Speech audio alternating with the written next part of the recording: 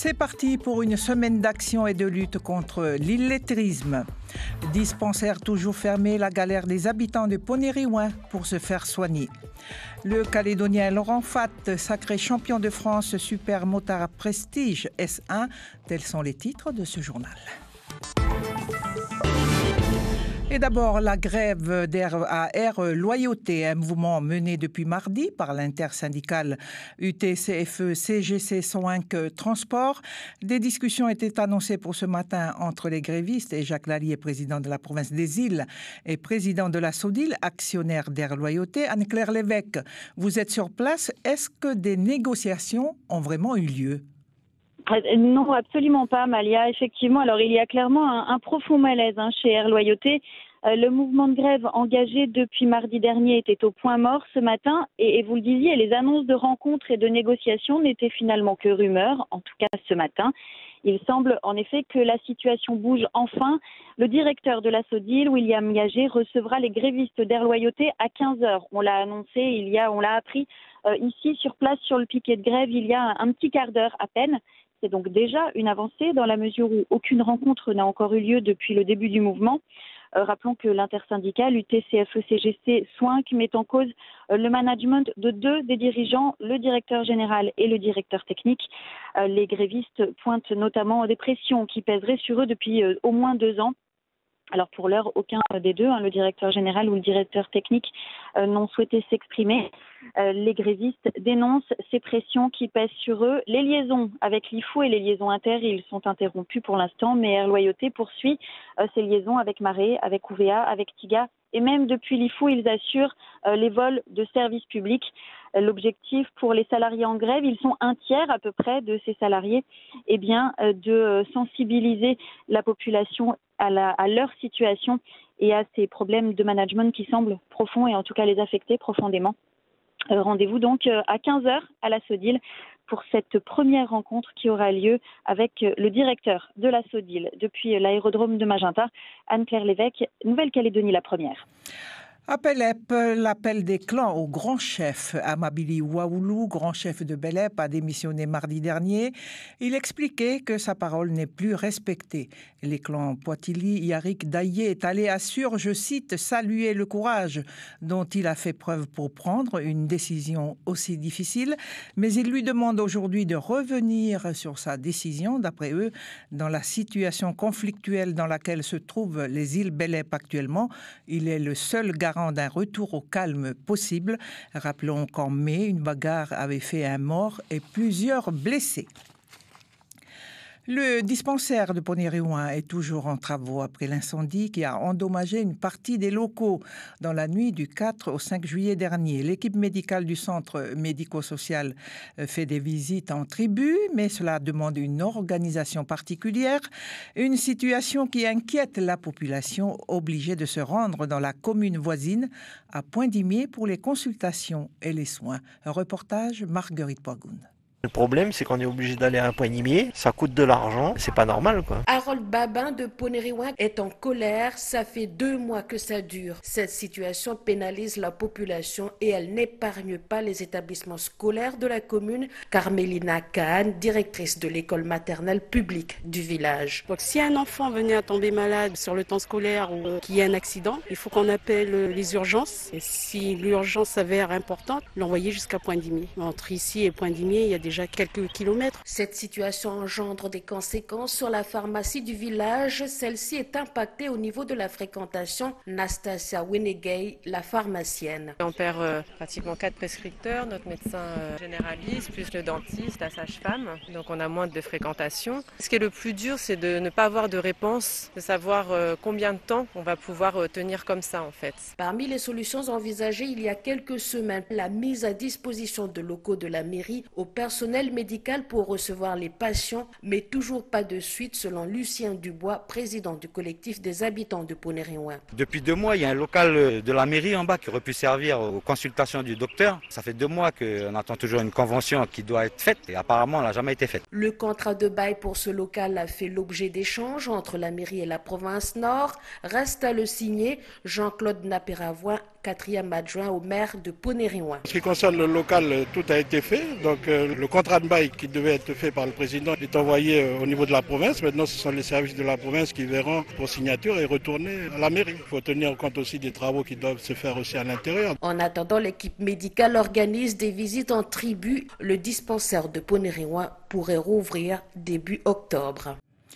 Quand on apprend, le moindre progrès est une victoire. C'est le thème de cette semaine d'action contre l'illettrisme. Une deuxième édition portée par le gouvernement, la Croix-Rouge française et l'École de la réussite, le FIAF et l'IFAP. 7 jours de sensibilisation pour faire connaître les solutions de proximité. Alix Madec. 18% des Calédoniens étaient en situation d'illettrisme en 2013, selon la dernière étude en date réalisée par l'ISEE, ce qui représente 29 000 personnes sur le territoire. Un adulte sur 5, âgé de 16 à 65 ans, éprouve des difficultés dans les domaines fondamentaux de l'écrit. Associations, institutions et instituts de formation se mobilisent afin de prendre à bras le corps le phénomène qui touche 24% de la population dans le nord, 11% dans les îles et 65% dans le sud. Selon l'ISEE, 20% de Calédoniens étaient en situation d'illettrisme dans une entreprise en 2013. Depuis 2018, l'École de la réussite a créé un parcours dédié aux personnes reconnues de niveau 1 et niveau 2 par l'Agence nationale de lutte contre l'illettrisme. Des promotions de 10 stagiaires engagés pour 8 mois de formation. Un seul objectif, acquérir une autonomie pour comprendre et se faire comprendre. Cette semaine, diverses actions continues sont proposées, notamment au sein des organismes de la mission d'insertion des jeunes de Nouméa, de Païta et de Thio.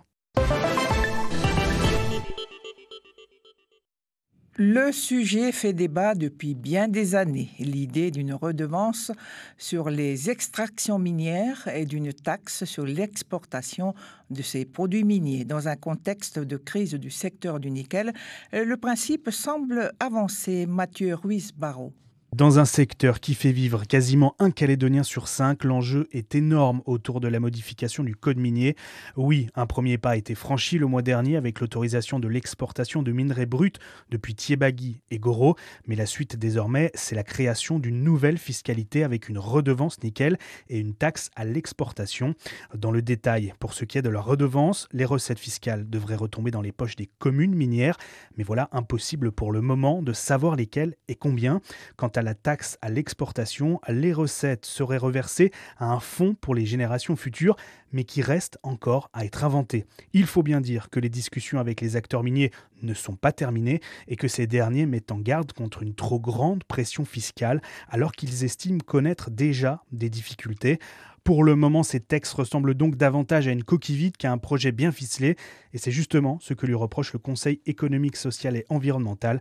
Il a émis vendredi dernier une réserve quant à ces avant-projets de loi de pays, sans pour autant remettre en question l'intérêt de cette nouvelle fiscalité.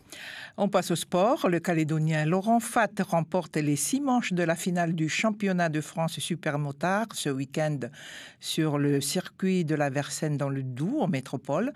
Dernière manche ce matin pour nous, après des essais chrono réussis et une grosse pression au départ, Laurent Fath remporte ce championnat haut la main. Réaction du champion à l'issue de sa course. Carton plein pour moi, en plus week-end d'anniversaire, donc voilà, c'était vraiment le cadeau que je voulais avoir et je suis super content d'avoir pu décrocher ce titre de champion de France et voilà, je remercie toutes les personnes en Calédonie, tous mes copains et tout ça et toutes les personnes qui me suivent de près ou de loin. Dire super content parce que voilà, c'était aussi l'objectif de la saison, c'est pour ça que je suis venu en France. On avait clairement le titre de champion de France comme objectif cette année, donc malgré la saison compliquée avec le Covid et tout ça, on est content d'avoir pu ramener cette victoire pour tous les sponsors et surtout pendant cette période difficile, toutes les personnes qui ont continué à nous suivre et tout ça, c'était vraiment important de l'avoir. Donc voilà, super content, carton plein cette saison, j'ai gagné les 6 manches sur 6, donc voilà,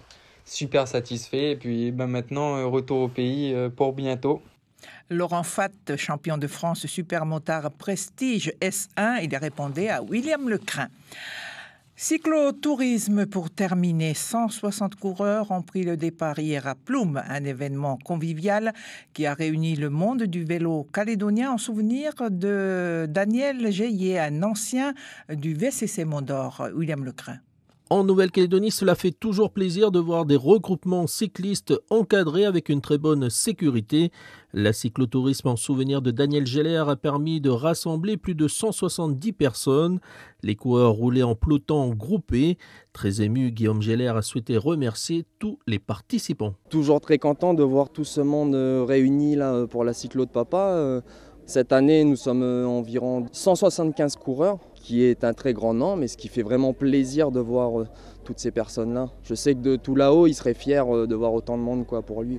Tout le monde est venu participer. Ça fait vraiment très plaisir et je tiens sincèrement et au nom de ma mère et moi-même à remercier tout le monde pour leur participation aujourd'hui. Rouler seul ou en groupe peut parfois tourner au dilemme car les deux formules ont leurs avantages et leurs inconvénients.